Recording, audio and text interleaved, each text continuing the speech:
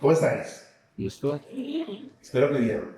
Yo normalmente, los de la iglesia saben esto, que siempre canto antes de predicar, pero tengo un truco, que es que yo participo en el grupo de alabanza, y entonces pues ya se me quita un poco el nervio y la tensión de poder compartir la palabra y poder hablar. Pero cuando voy a algún sitio, ya lo hice en el Slow Camp, ¿verdad? Aunque algo peor, porque la canción ni me la sabía bien, pero dijo, a ver, cantar igualmente, y nos animamos un poco, ¿no? Porque cantar nos hace ejercitar también nuestro cuerpo, nuestros labios, nuestra mente, nuestro corazón. Pensar en lo que estamos cantando es lo más importante.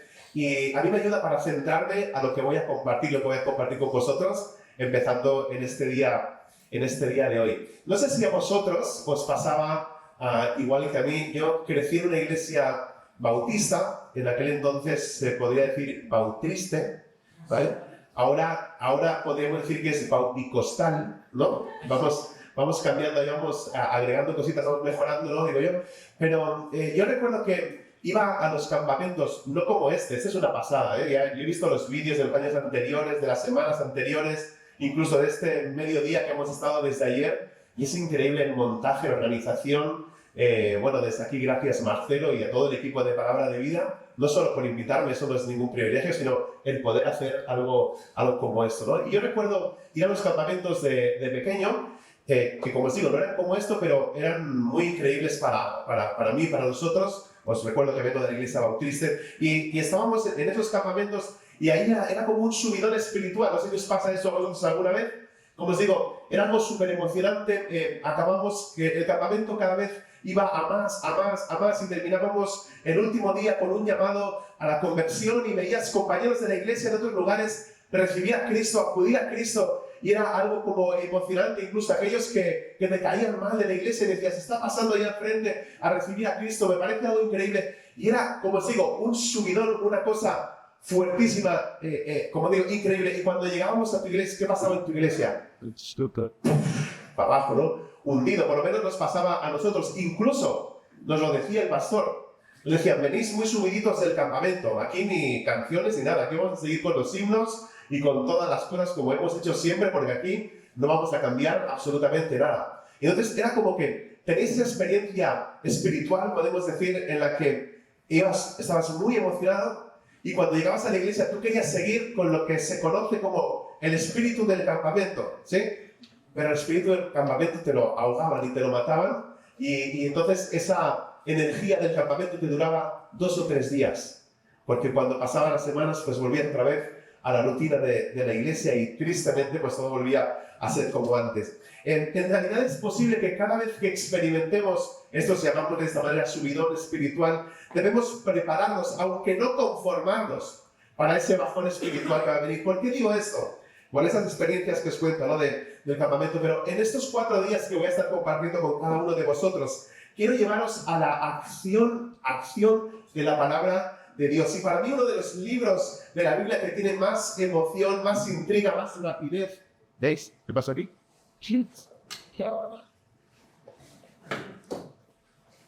Reprendo Richard de batería. No, batería de Se te cansaron los bajones. No soy... Eso por meterme con los pentecostales, ¿ves lo que pasa? Bueno, ¿empiezo otra vez de cero o no? Mentira. Seguimos. Como os decía, he elegido compartir acerca del Evangelio de Marcos porque para mí es uno de los libros que tiene más emoción, más rapidez, más acción.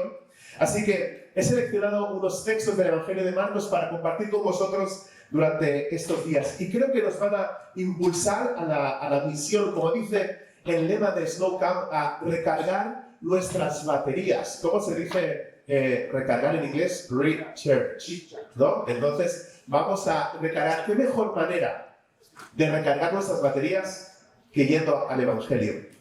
Yendo a Jesús. Así que vamos a ver esto. Vamos a empezar con Evangelio de Marcos capítulo 1 y versículo 1, porque empieza de una forma increíble, una forma maravillosa. Dice así, Marcos capítulo 1, versículo 1, lo tenéis en vuestras pantallas, y obviamente, ¿alguien ha traído la Biblia en papel o solo yo? Porque a mí me gusta escuchar, ¿sabes cuando hay silencio y se escuchan las páginas que pasan? Pues el Evangelio de Marcos capítulo 1, versículo 1 dice así: comienzo del Evangelio de Jesucristo, Hijo de Dios. Y de ahí pasa a la acción. Como os digo, habla de Juan el Bautista que preparaba el camino para Jesús, pero se salta el nacimiento de Jesús, va rápidamente hacia su bautismo y tenemos esa imagen hermosa y preciosa de la Trinidad. En ese momento el Espíritu descendiendo en forma de paloma sobre Jesús. Y todo esto va en aumento cuando el Padre exclama desde el cielo: tú eres mi Hijo amado, estoy muy complacido contigo. Y a lo mejor pensaríamos que después de esta increíble situación Jesús experimentaría un inicio fácil, una inauguración fácil de su ministerio. Hubiera sido genial si aparecieron por ahí los ángeles cantando canciones, ¿no? Esta que cantamos tal vez ahora en nuestras iglesias, cantar ángeles, todo por ahí, y todo lleno de gente cantando, adorando, pero no es eso lo que sucede. Quiero que pienses hoy en esto. La idea principal que quiero compartir en el día de hoy es que hay un precio muy alto que pagar por seguir a Jesús, pero que vale completamente la pena pagar este precio. Y cuando empecemos a seguir al Salvador, muchas veces nos vamos a encontrar con un sufrimiento que de alguna forma nos va a sorprender. Y me gustaría que viéramos esto en 3 escenas de la vida de Jesús que se encuentran en Marcos capítulo 1, versículos del 12 al 20. Vamos a ver una tentación terrible, vamos a ver un arrepentimiento genuino, verdadero, y la demanda del discipulado. Mirad lo que sucede justo después del bautismo de Jesús. Estamos en Marcos capítulo 1, versículos del 12 al 13. Dice: enseguida el Espíritu lo impulsó a ir al desierto y allí fue tentado por Satanás durante 40 días. Estaba entre las fieras y los ángeles le servían. Y me gustaría extraer algunos principios de esa tentación terrible. Uno es que la tentación a menudo viene después de una experiencia espiritual significativa en nuestras vidas. A menudo la tentación viene después de una experiencia significativa en nuestras vidas. Fijaos que la palabra que utiliza Marcos, enseguida, y durante todo el Evangelio de Marcos encontramos esta palabra, enseguida, inmediatamente, justo después, como os digo, va a la acción, va muy rápido, y es una de las palabras favoritas que utiliza Marcos. No nos habla de un tiempo que haya sucedido entre la victoria y la tentación que está enfrentando ahora Jesús. Y yo he aprendido esto a lo largo de los años, y es que nunca somos tan vulnerables como cuando recién estamos viviendo o hemos vivido una victoria espiritual, una gran victoria. Elías experimentó eso. Elías vio el fuego de Dios consumiendo el sacrificio en la cima del monte Carmelo y 450 profetas de Baal son eliminados. Después, Elías es aquel que estuvo orando y después de 3 años y medio, y llueve por primera vez, superó al carro del rey Acab. Todo estaba de lujo, todo era fenomenal, todo increíble, pero menos de 24 horas después, Elías estaba huyendo de Jezabel. Entra en una especie de depresión, si lo queréis llamar así, y le pide a Dios que le quite la vida, desea morir en ese momento. Pasa de la montaña de la victoria al valle del luto y la desesperación. Después de la gran victoria, es posible que llegue también esta tentación en medio de este momento. La segunda cosa es que el Espíritu Santo nos envía a las pruebas para que podamos aprender a permanecer frente a la tentación. Y para mí es interesante que dice, enseguida el Espíritu Santo lo impulsó.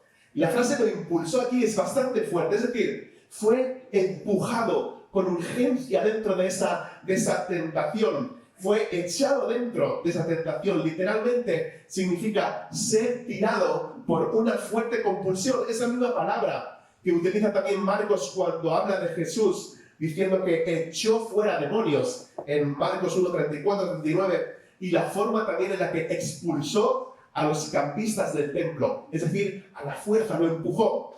Bueno, quiero aclarar que Dios no nos lleva a la tentación, ¿no? Dice la palabra que no es Dios quien nos tienta, sino que Él nos pone a prueba para que nosotros podamos ser fortalecidos espiritualmente.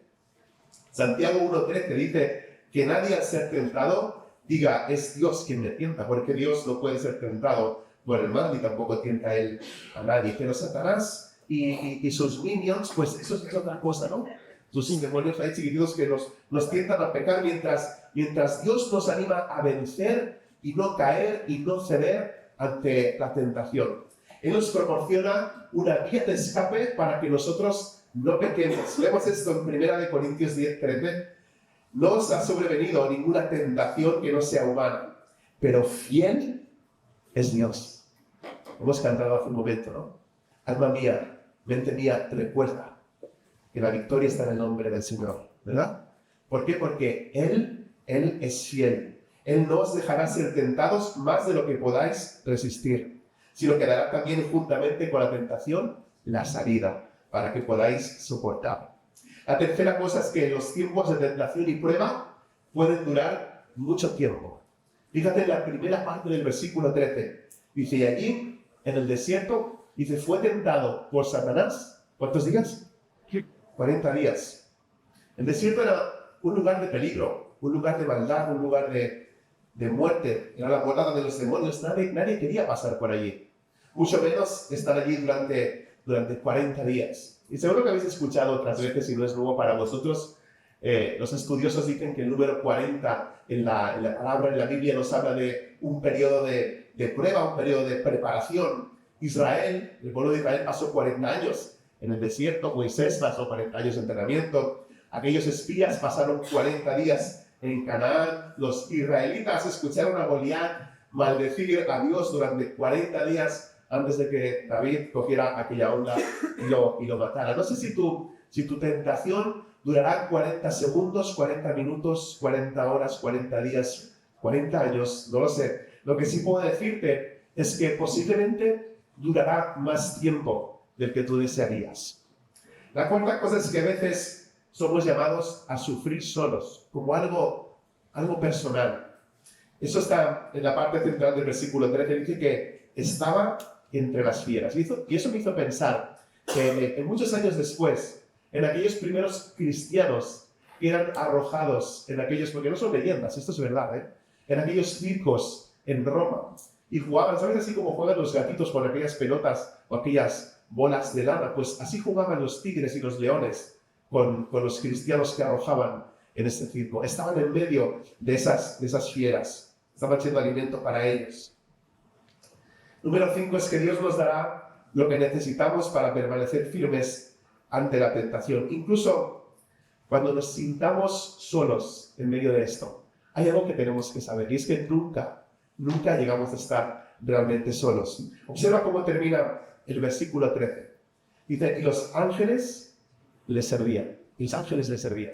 Es decir, la palabra servir que aparece ahí pues es la misma que se utiliza para la palabra diácono y significa ministrar, servir. Conlleva la idea de que le estaban sirviendo comida también, que es lo que Jesús necesitaba al final de esos 40 días en los que él estuvo ahí. También he encontrado muy interesante el hecho de que Marcos no nos da muchos detalles sobre esta terrible tentación que sufre Jesús. Y es que en realidad el propósito que tiene Marcos es mostrar que Jesús está en una misión. La misión de servir, de ser siervo, pero de ser también el Salvador. Si queréis leer más sobre la dureza de esta tentación, podéis echar un vistazo en Mateo 4, Lucas también 4. Solo dejadme señalar que cuando Satanás tentó a Jesús por 3 veces, o 3 veces que están registradas en las Escrituras, y personalmente creo que fueron muchas más, pero por lo menos en esas 3 veces se nos dice que Jesús respondió ¿cómo? Con la palabra. Jesús respondió con la palabra de Dios. Cada vez Jesús responde, cada vez Jesús responde citando un versículo del libro de Deuteronomio. Y es que una de las mejores maneras de permanecer frente a la tentación o de enfrentarla, si quieres, de esa manera, es citar las Escrituras. Cuando mi esposa os cuente el testimonio suyo, voy a desvelar un dato más de lo que dijo Marcelo ayer. Mi esposa es de Guatemala y ella estuvo secuestrada durante 10 días en Guatemala. Y ella contará esto más en profundidad durante su testimonio, pero una de las cosas que la hizo sobrevivir en la cueva donde la habían metido en un barranco a 150 metros de profundidad fue recordar la palabra de Dios. fue recordar aquellos salmos que escuchamos en la escuela dominical cuando somos pequeños, o los que no habéis crecido en un hogar cristiano, aquellos versículos que has aprendido ya de adulto y que todos sabemos, ¿no? Juan 3:16. ¿Qué dice Juan 3:16? Porque vos sabes que Dios dijo en ta.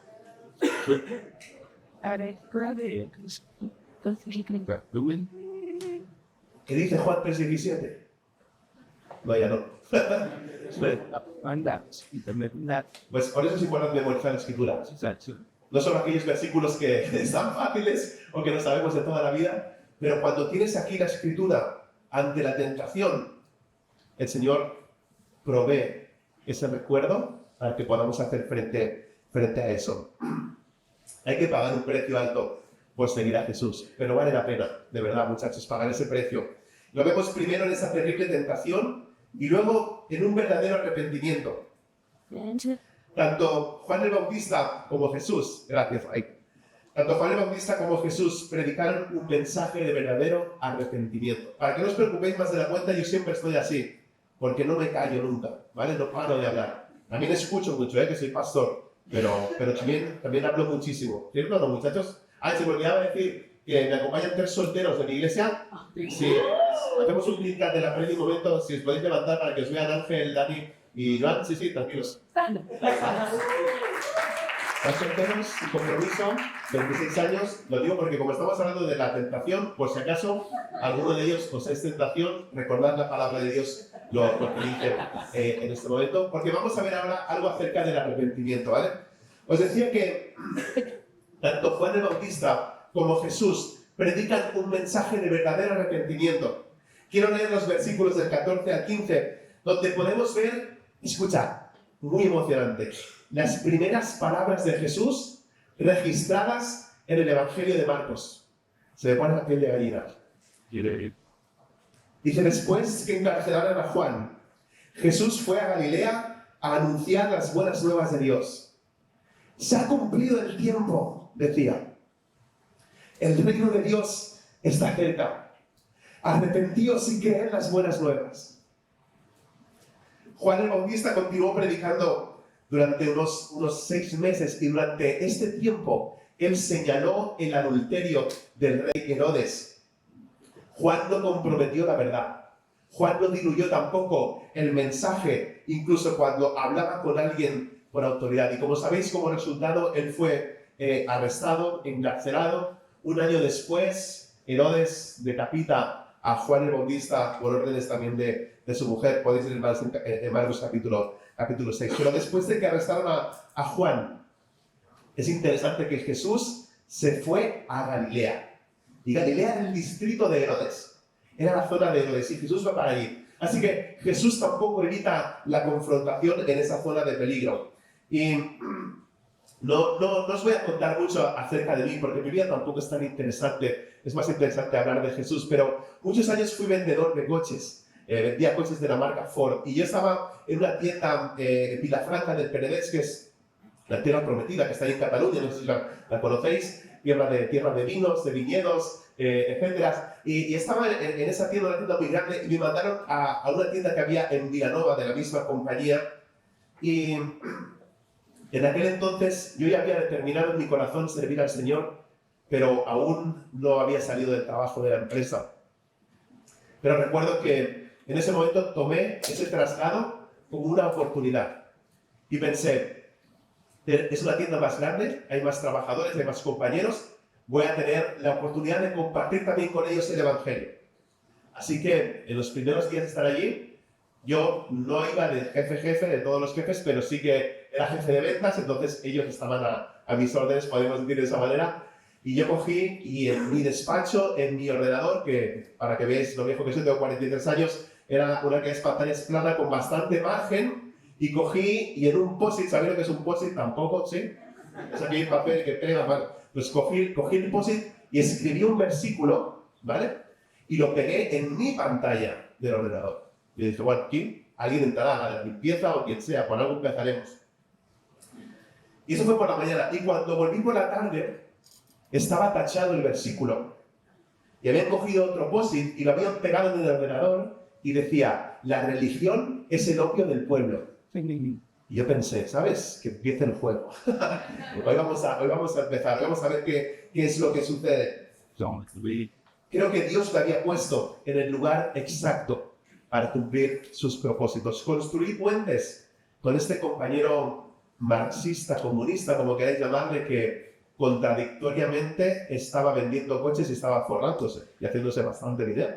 O sea que de comunista y marxista poca cosa tenía, ¿no? Algunas cosas que había por ahí aprendido. Se llama Javi, este muchacho, y pude compartir con él el Evangelio en muchas ocasiones.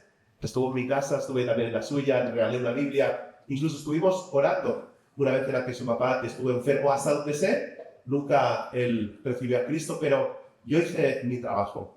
Y creo que también debemos descansar en eso nosotros. Cuando compartimos el Evangelio, nosotros no tenemos que convencer a nadie. ¿Sí?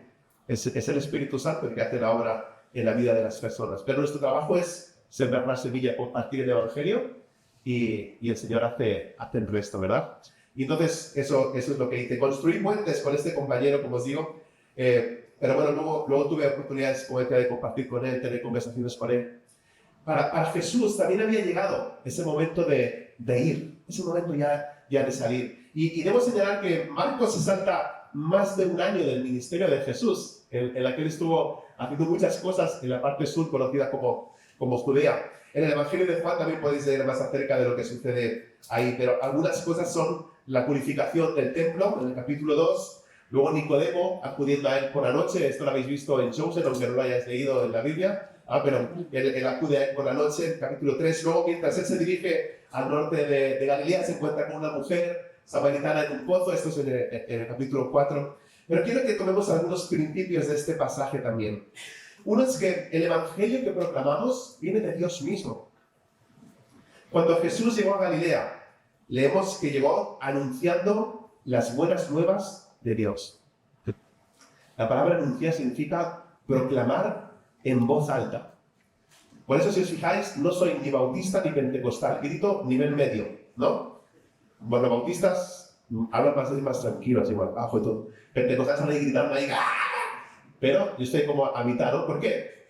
Me gusta aprender de Jesús. Dice que proclamaba el Evangelio. Y proclamar es alzar la voz, levantar el nombre de Cristo. Y cuando habla de las buenas nuevas, es el Evangelio. Pero date cuenta que esto no es una charla o no son simplemente unas palabras para levantar el ánimo, ni tampoco es una clase de autoayuda. Jesús está proclamando el Evangelio, dice, de Dios. El Evangelio de Dios, y por desgracia, por lo menos en el ámbito en el que yo me muevo, en muchos lugares, el Evangelio se ha dejado de predicar. Ya no hay predicación del Evangelio. Hace un par de meses apareció por ahí las palabras Evangelio. No sé si lo habéis visto en las noticias. Apareció porque decían que había una posible visita del llamado Papa Francisco a nuestro país, concretamente a las Islas Canarias. Y según los informes de esa visita, el Evangelio se asociaba a la desigualdad social, a la inmigración que llega a las costas de las islas desde las costas de África. Y no sé, a lo mejor hubiera sido interesante que el Papa Francisco hubiera dicho que iba a utilizar esa plataforma para hacer algunas declaraciones en cuanto a la vida de santidad o a la iglesia perseguida que nosotros bien conocemos, o que hubiera hecho algunas declaraciones acerca del matrimonio. Claro que tampoco no he escuchado todo lo que ha dicho, no me interesa, la verdad. Pero, aunque respeto a la persona del Papa, pues ya sabes, el papado en sí no es bíblico, ¿no? Los problemas que llevaron a la reforma protestante del siglo XVI siguen siendo los mismos problemas hoy en día. La salvación es por gracia, decía ayer Marcelo, es por gracia a través de la fe en Cristo. No lo dice Marcelo, lo dice la Biblia también. Lo habréis leído en Efesios, me imagino hoy, era una silenciosa, ¿no? Esto en el capítulo 2, si no me equivoco. Espero que los de la iglesia hayáis respondido bien, más que nada porque llevamos ya 9 predicaciones de Efesios. Estamos haciendo una serie que se llama Esencia, las bases de la fe. Si habéis fallado en eso, después hablaremos. La salvación es solamente por gracia a través de la fe en Cristo, pero como digo, si vemos esas declaraciones del Papa Francisco, se puede observar que lo que dice, las pocas veces que menciona a Jesús, no nombra a Jesús para nada. Incluso en una ocasión él dijo que la cruz fue un fracaso, Aparte de eso, recientemente ha dicho que para que las personas se queden con la predicación, las homilías, como ellos les llaman, Dice que una predicación no puede pasar de 8 minutos. Y este tío no me ha escuchado a mí nunca en su vida. Si la más corta que hago es de 1 hora, más o menos. Y aquí me dijiste que tenía 1 hora y media, 2. No, vamos, no, mentira. 40 minutos más o menos, 45, lo que el Señor quiera. Se están perdiendo las buenas nuevas de Dios, porque el Evangelio real son las buenas noticias acerca de Jesucristo, el Hijo de Dios, quien murió pagando el precio por nosotros como nuestro sustituto en aquella cruz, pagando con su sangre el precio por nuestro pecado para luego resucitar al tercer día. Cristo nos llama hoy al arrepentimiento y nos llama a recibirlo en nuestra vida. Ese es el verdadero Evangelio de Dios. Un cantante cristiano escribió en una ocasión lo siguiente. Dijo: he asistido a la iglesia con regularidad desde que tenía menos de 1 semana de vida. He escuchado predicaciones sobre la virtud, predicaciones contra el vicio. He escuchado sobre el dinero, sobre la administración del tiempo, sobre el diezmo, sobre la abstinencia sexual y la generosidad. He escuchado miles de sermones, pero puedo contar con una mano el número de predicaciones que fueron una simple proclamación del Evangelio de Cristo. El apóstol Pablo estableció esto en su ministerio. Dice 1 Corintios 2, de 2 al 5. Me propuse más bien, estando entre vosotros, no saber de cosa alguna, excepto de Jesucristo y de este crucificado. Es más, me presenté ante vosotros con tanta debilidad que temblaba de miedo. No os hablé ni os prediqué con palabras sabias y elocuentes, sino con demostración del poder del Espíritu, para que vuestra fe no dependiera de la sabiduría humana, sino del poder de Dios. Y es que el Evangelio que proclamamos viene de Dios mismo.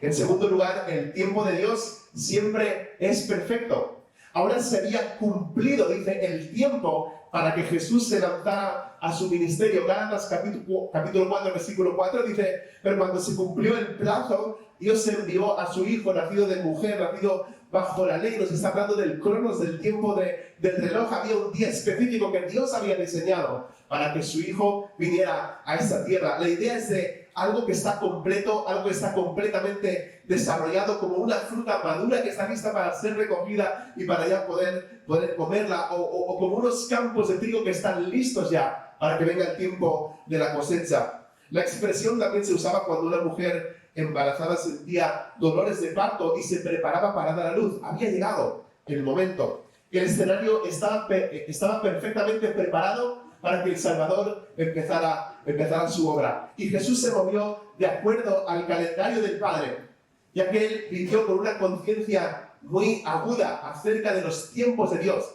Y eso es otra palabra en griego, ya que os veo muchas caras y que os encanta el griego. La palabra kairos. Kairos es el tiempo de Dios, no el tiempo del reloj, sino el tiempo del reino. Un momento, una oportunidad, una temporada especial, una época que Dios ha diseñado. Hablando a su madre terrenal en Juan 2:4, Jesús le dice: todavía no ha llegado mi hora. Respondiendo también al sentido de los tiempos de sus hermanos en Juan 7:8, Jesús dice: yo no voy todavía a esta fiesta porque mi tiempo aún no ha llegado. Pero ese momento llegó completamente cuando murió en aquella cruz, como leemos en Romanos 5. En verdad, como éramos incapaces de salvarnos en el tiempo señalado, Cristo murió por los malvados. La tercera cosa es que el reino de Dios está cerca. Jesús vino para dar a conocer a las personas que el reino de Dios está cerca. Y eso quiere decir algo. Quiere decir que la convocatoria es urgente. Quiere decir que el tiempo se acorta. El tiempo se agota de alguna manera. La idea básica es que Dios está activo ahora y gobernando y reinando en los corazones. ¿No desearíamos eso? Cada uno de nosotros. ¿Nos encantaría que Dios estuviera reinando y gobernando en cada uno de nuestros corazones? No. Ya no me dan ganas de poner nunca las noticias con las titulares que aparecen, pero necesitamos el reino de Dios en nuestra comunidad urgentemente. En Lucas 17:21 Jesús dice: porque he aquí, el reino de Dios está entre vosotros. Está entre vosotros. Es invisible ahora, pero será visible más adelante cuando Dios establezca su reino eterno. Y me pregunto si alguno de nosotros, si alguno de los que estamos aquí, está cerca del reino, pero no está en el reino. Me pregunto si alguno de nosotros está cerca, pero aún no está en el reino. Jesús le dijo a un escriba, a un maestro de la ley, en Marcos 12:24, le dijo, no estás lejos del reino de Dios, pero no estás en el reino. Número 4, el Evangelio llama a las personas a abandonar el pecado y a confiar en el Salvador. El mensaje es claro, es un mensaje conciso, es un mensaje convincente también. Arrepentíos y creed las buenas nuevas. Arrepentíos y creed en el Evangelio. Juan el Bautista también predicaba el arrepentimiento.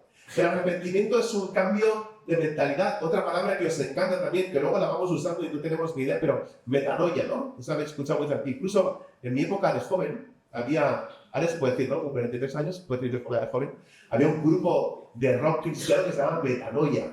Era ahí, rollo ahí, metálica y tal.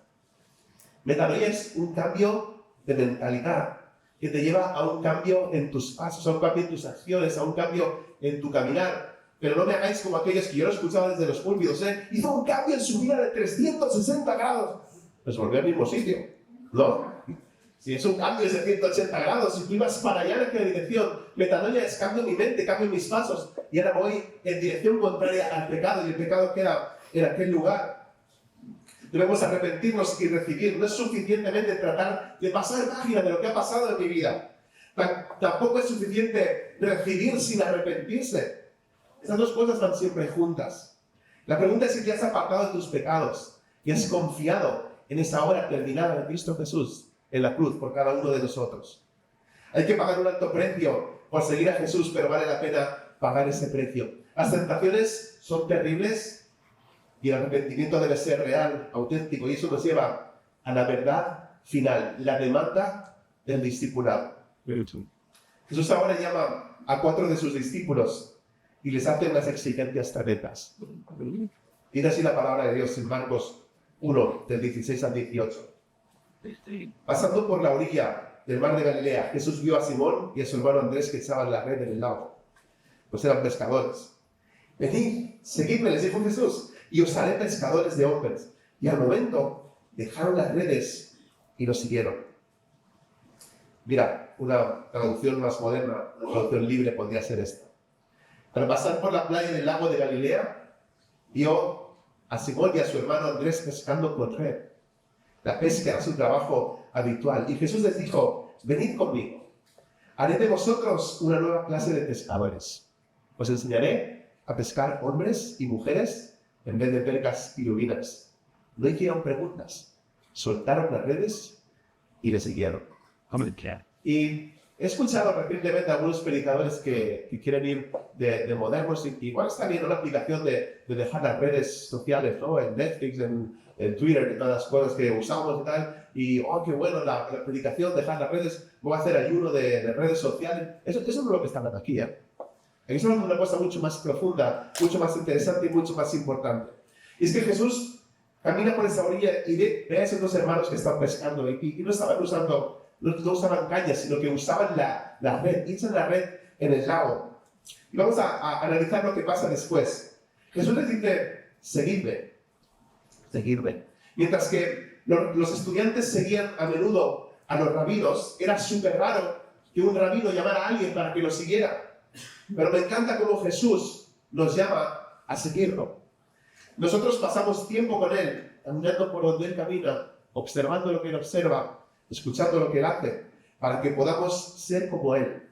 Dijo Jesús en Lucas 6:40, el discípulo no está por encima de su maestro, pero todo el que haya completado su aprendizaje, a lo sumo llega al nivel del maestro. Y vamos a ser como Jesús, le seguimos. Y Jesús nos llama a seguir y luego nos da nuestra misión. Os haré pescadores de hombres. Y tampoco está hablando como esas muchachas en el vídeo de ayer, que querían pescar a los hombres que están por aquí solteros. Está hablando de otro tipo de pesca. Bueno, no montaje, ¿no? Ya habían dicho que era de la inteligencia artificial. Pero os haré pescadores de hombres. Fijaos que esto no es algo que viene fácilmente, porque Jesús tiene que hacernos pescadores de hombres. Es importante entender lo que pudo haber pasado por sus mentes cuando ellos escucharon estas palabras. En Jeremías 16, Ezequiel 29, Cuando Dios se refiere a sí mismo como pescador de hombres, se refiere al juicio venidero. Y estoy seguro que ellos habían recibido con urgencia el hecho de llamar a las personas al arrepentimiento radical, ya que Dios estaba a punto de llamar a las personas también al juicio. Y mirad lo que ellos deciden ser discípulos. Dice al momento, dejaron las redes y lo siguieron. La palabra dejar es que cortaron todos sus lazos, rompieron con eso.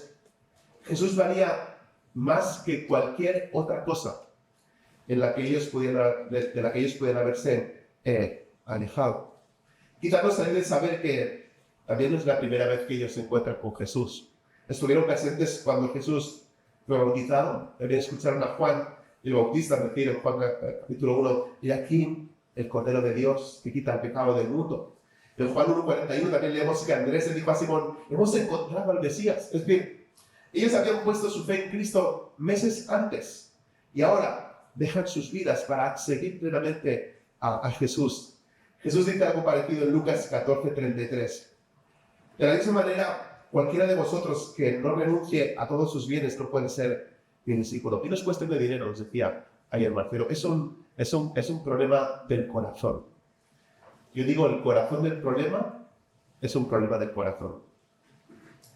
En los versículos 19 y 20 Jesús llama a otros dos hermanos para que lo sigan. Dice, un poco más adelante vio a Jacobo y a su hermano Juan, hijos de Zebedeo, que estaban en su barca reventando las redes. Enseguida los llamó y ellos, dejando a su padre Zebedeo en la barca con los jornaleros, se fueron con Jesús. Es decir, en ambos casos, estos muchachos dejaron todo lo que tenían para seguir a Jesús.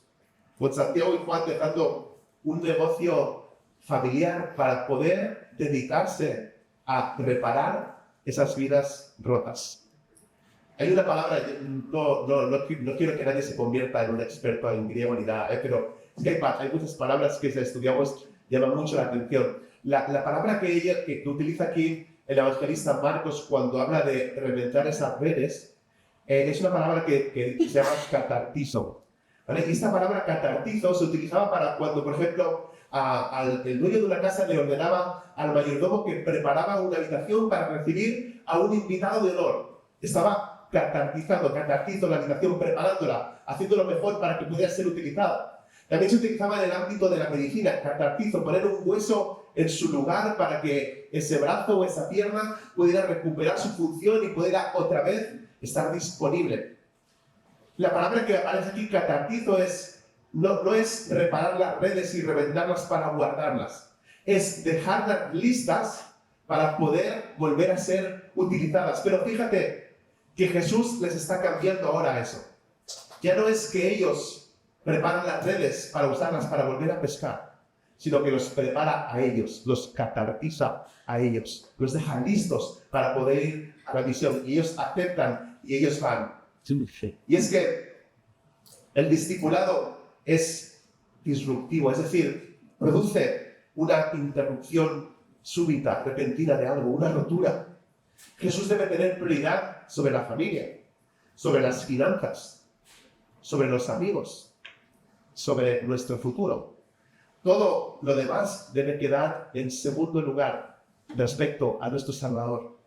El llamado de Jesús es ambas cosas, es personal, pero también es público. Jesús llama a cada uno de ellos y los cuatro lo siguen para pescar hombres y abandonan todo para poder hacer eso. O dicho de otra manera, una vez que son salvos, están listos para rendirse y para servir. Un amigo me envió esto por WhatsApp hace un tiempo. Me dijo, Jesús solo nos pide que abandonemos una cosa para seguirte. Y esa cosa es todo. Este era su mensaje. El pastor Steven Lawson escribía recientemente en la web Coalición por el Evangelio: no puedes estar comprometido con Cristo nominalmente, es decir, solamente de nombre, es decir, yo soy cristiano, sino que tienes que hacerlo, tenemos que hacerlo de una forma práctica, efectiva. Otro pastor dijo, si estás comprometido en un 95% con Dios, todavía te falta un 5%. Nos falta. ¿Qué es eso específico que nos frena de ese compromiso total? El gran evangelista Henry Ironside fue interrumpido una vez en una conferencia por los gritos de un ateo. Y el ateo le gritó: ¡no hay Dios! ¡Jesús es un mito! Y finalmente le dijo: Harry, te desafío a un debate. Y Ironside le respondió: acepto su desafío, señor, pero con una condición. Cuando venga a este debate, traiga con usted 10 hombres y 10 mujeres cuyas vidas hayan sido cambiadas por el mensaje del ateísmo. Traiga a exprostitutas y criminales cuyas vidas hayan sido cambiadas por el mensaje del ateísmo. Traiga a personas que antes eran inmorales y ahora son personas morales y responsables. Traiga a los desechos de la sociedad que no tenían esperanza y díganos cómo los ateos nos han ayudado a salir de ese abismo. Y Señor, concluyó Ironside, si puedo encontrar esos 10 hombres y mujeres, estaré encantado de debatirle. Y cuando venga, con gusto traeré conmigo a 200 hombres y mujeres de esta misma ciudad, cuyas vidas han sido transformadas de esa manera por el mensaje del Evangelio de Jesucristo. ¡Guau! Estuviéramos en la iglesia pentecostal, estaríais aplaudiendo. Increíble. Jesús cambia vidas. Amén. Jesús transforma nuestras vidas a medida que pasamos por terribles tentaciones, por un verdadero arrepentimiento, por un discipulado exigente. Pero recuerda esto: hay un precio que pagar, pero vale mucho la pena pagar ese precio. Jesús te está llamando personalmente en este mismo momento. Esto no es una frase que decimos que motiva a los predicadores. Esto es algo que sale de la palabra de Dios. Esto es un reto y un desafío que Dios tiene para tu vida. Porque en esta mañana, claro, estoy hablando yo, pero el mensaje que he traído es de la palabra de Dios. Y de su palabra, Él te está hablando. Y Él te está llamando personalmente ahora mismo por tu nombre. Y yo veo 3 implicaciones de esto. Una es que debemos ser salvos, arrepentirnos y recibir a Jesucristo. 2 es que debemos rendirnos y seguir plenamente a Jesucristo. Y 3, debemos servir a quien sea, donde sea y como sea. Imaginaos que Jesús está pasando por aquí en este momento. Imagínate, si has visto la serie de Chosen, creo que Jesús era más feo todavía. Está demasiado guapo ahí, ¿no? Dice que no tenía nada digno de admirar en cuanto a belleza humana, ¿no? Y el Jesús ese, pues, media gente está enamorada de Jesús de Chosen. Pero imagínate que pasa Jesús por aquí en medio, que está en medio de esta sala ahora, caminando por aquí, entre las sillas, y que Él te está llamando. ¿Qué harías tú? ¿Qué harías o qué vas a hacer? ¿Estás listo para seguir a Jesús? ¿Estás listo para dejar tu vida y seguir a Jesús allí donde Él te esté llamando? ¿Estás listo para poder ir a rescatar a los perdidos? ¿Estamos listos para pagar el precio porque realmente vale la pena? Amigos, espero que sí. Espero que la respuesta sea que sí. No sé si tenemos tiempo de esto, Marcelo, de compartir unas preguntas. ¿Hay tiempo? No mucho. ¿Cuánto me das? 2 minutos. 1, 2. Vamos a hacer otra cosa. Vamos a dejar la pregunta en la pantalla. Somos muchos y la idea era que nos pusiéramos con grupos de 2, 3, como los que han hecho la hora silenciosa, etcétera, y que pudieras meditar en esto. Pero si quieres, saca tu móvil y hazte una foto ahí y piensa en esto durante este día, en el tiempo que estemos, no sé, en la piscina, conversando esta tarde. ¿Sí? ¿Tenemos 10 minutos? Va, pues entonces vamos a hacerlo, ¿vale? Igual hacer la foto porque os vais a olvidar de lo que acabáis de leer en la pantalla cuando os pongáis por grupos. Pero grupos de 3 por un momento, y me gustaría que entre vosotros, pensando en lo que he compartido en esta mañana, pudierais responder a estas 2 preguntas. ¿Sí? ¿Se entiende fácil? Te hablo muy bien, mi madre me lo dice siempre. Que hablas también, dice. 2 preguntas, ¿vale? Grupos de 3, os ponéis ya y contestéis estas 2 preguntas, ¿vale? ¿Sí? Vamos a compartir solamente 2 minutos algunas de las respuestas y algunos de los grupos ahí. Me pidió Jesús que él quería ser el primero en contestar, así que ¿qué es eso específico que nos frena de un compromiso total con Jesús? Pues yo pienso que el orgullo, que a lo mejor puede ser el temor al hombre, también nos frena mucho. Y la incertidumbre, ¿no? Por ejemplo, hay gente, ¿no? que a lo mejor dice, pues yo no me iría a ser misionero, o no me iría, por ejemplo, a estudiar un instituto bíblico, porque yo antes quiero tener mi vida resuelta, quiero tener mi carrera. Y porque, bueno, hay gente, por ejemplo, que en mi caso, yo, por ejemplo, no tengo padre, yo vivo solo, y yo no me iría a un instituto bíblico así de locos hasta no tener mi vida resuelta, porque tengo incertidumbre de lo que pasa. Entonces yo creo que eso es una de las cosas que nos puede frenar.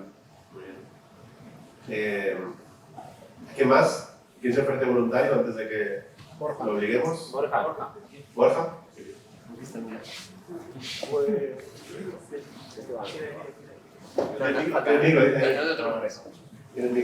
Yo también he puesto como Jesús el orgullo, pero en mi caso es de creer la mentira de que a veces Dios no es lo suficientemente bueno para mí. Que Dios no es suficientemente bueno para ti. ¿Vale? ¿Alguien más quiere compartir? Equipo Life Shape, do you want to share something?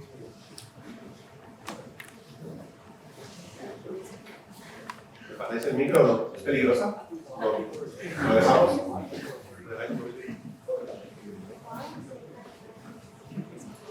Hola, mi nombre es Victoria. Lo que compartí es...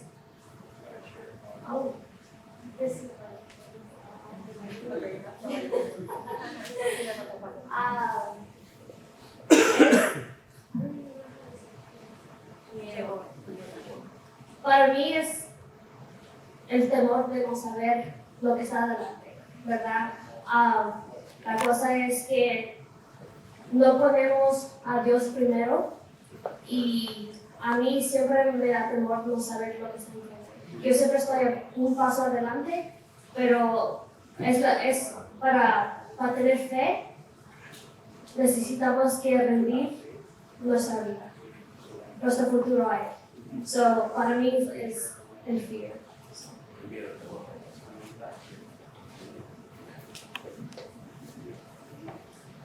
Creo que es general, ¿no? El miedo, el temor, el orgullo también muchas veces, la incertidumbre.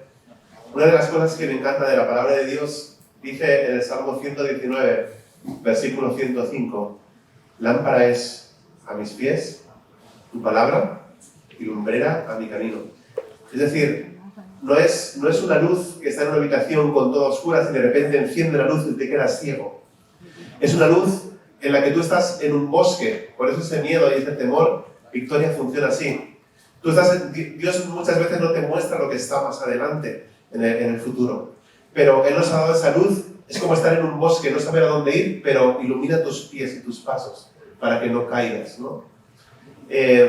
La pregunta primera era para que pensarais, era para que pensáramos si hay algo específico en nuestra vida que nos frena de esa entrega completamente a Jesús. Es posible que esos pescadores, durante esos meses desde que conocieron a Jesús hasta que Jesús los llamó, estuvieran pensando en sus vidas.